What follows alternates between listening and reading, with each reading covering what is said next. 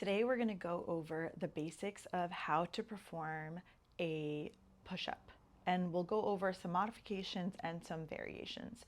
So we're going to start with a modified push-up, and like I said, there's variations of push-ups, so we're going to do a standard upper body positioning for this modification. So we're going to be on our knees. So we're going to bring our wrists or our palms right underneath our shoulders. Index fingers are going to point forward, so there's a little bit of an external rotation.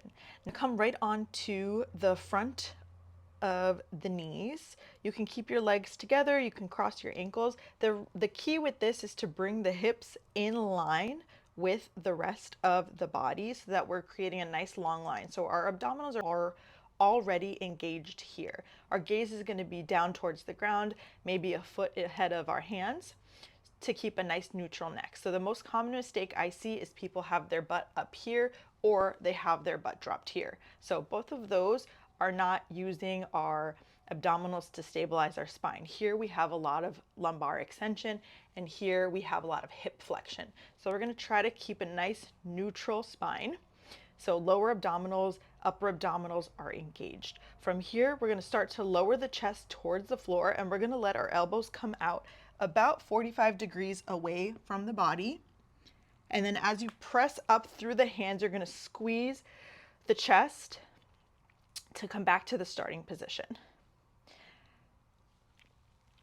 If we want to come into a full push-up position, I'm just going to create a little bit more room for myself here. You can start on the knees in a tabletop position, and then we'll just come up onto the toes. Feet can be together, feet can be hip width apart, or feet can even be wide. That'll all make you more or less stable. Again, we don't want the belly and the hips to be down here, and we also don't want it to be up here. So we're going to find abdominal engagement to keep a nice neutral spine, and then we're going to bring the chest all the way down and then press all the way back up. Now, we can modify the upper body position to use certain muscles a little bit more. So for example, and this is very common in yoga, if we keep the elbows tucked in and pointed back towards the feet, we're going to use the triceps more. So I'll show you what that looks like.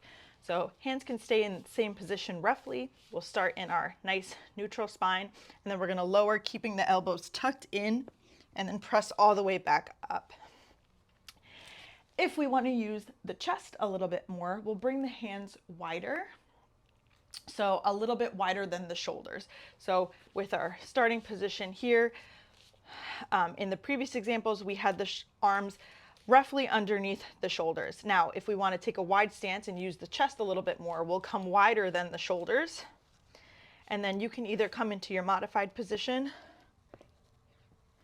or your full plank position.